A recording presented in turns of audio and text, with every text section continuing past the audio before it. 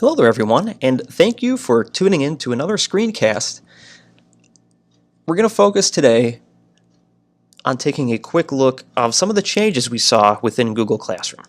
And these changes were mid-October released into the platform, and they provide some really nice solutions to feedback a lot of educators have provided, and we just want to highlight those to see what they look like and what we need to know about them from the teacher view and also from the student view.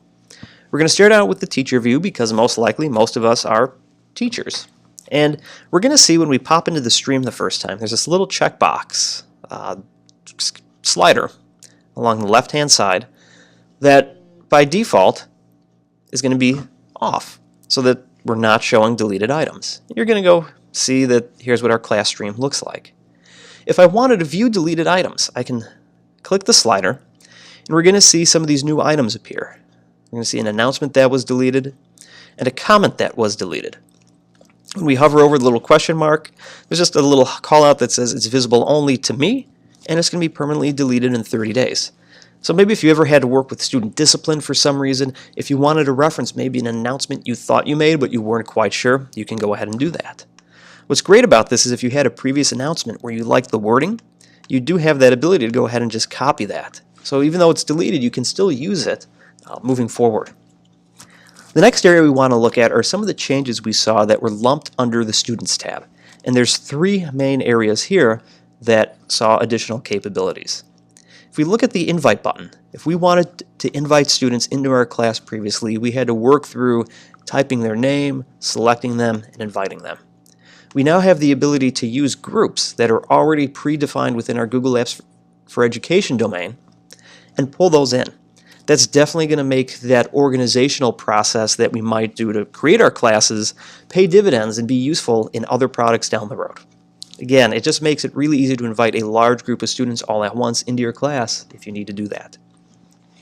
We can sort our students now, either by first name or by last name, depending upon maybe if you have a paper gradebook that you're working on, or if there's a way that you wish to sort this information to maybe utilize later on, you can go ahead and do so.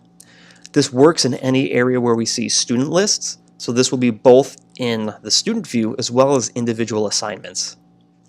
The next area we see some additional functionality is how students can interact with the class.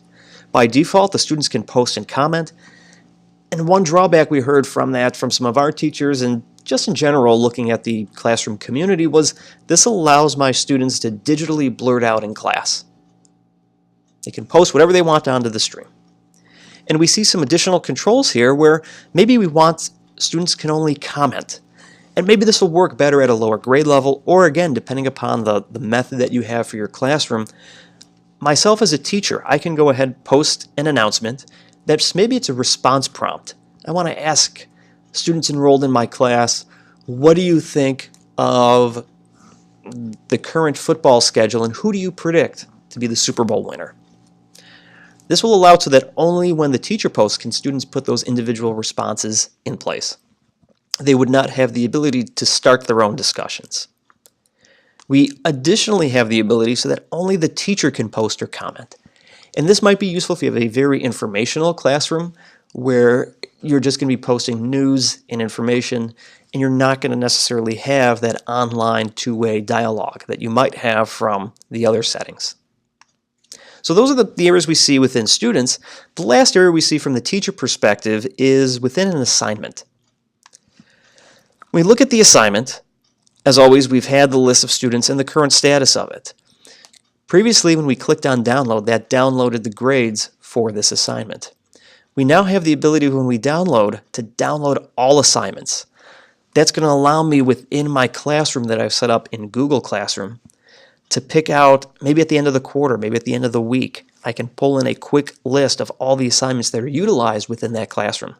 When thinking about the whole grading workflow, that's going to make this process of using Classroom and grades within Classroom much more valuable because rather than go assignment by assignment, we're going to be able to look at all those at once for all the students in the class. Definitely, I see that as a huge time saver.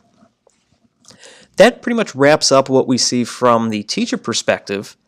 The last area here, and there's only one, is from the student view. So I'm going to switch over to a student view in my classroom, and I'm going to click on this assignment. Now if you remember, within Classroom, we always had the ability to add an item from Drive, or a link to something, or uploading a file that might be on our computer. Additionally, we had, quite honestly, I view this as a great capability, an easy way to create a document, presentation, spreadsheet, or drawing that gets linked to this assignment. Create, document, boom, it's ready to go and it's on here. What we see now is the ability to mark an assignment as done. And what this allows me to do is indicate to the teacher that even though I don't have something attached to this assignment, it's completed. This is really great for students in classrooms where forms are utilized. Maybe that's a feedback item for the class. Maybe it's going to be something that's going to be graded later. It can also be useful if you're working with any offline assignments. So if your assignment, maybe you post within Classroom, is something as simple as read 30 pages in the book that we're reading in class. Students can mark this as being done, and it gives you a nice way very quickly to view the status of that specific assignment. So that's the quick little wrap-up of some of the new functionality and additions and modifications we saw in Classroom. Feel free to keep on providing feedback. If you're wondering how to do that, whenever you see a little question mark in the bottom of a page, you can select that and say send feedback. It's definitely a great way to send that feedback to Google so that they can evaluate it and look at putting those changes in the products moving forward. Thanks again for tuning in. Hopefully this was helpful. Feel free to leave any comments below as you see fit, and we'll see you online in Classroom.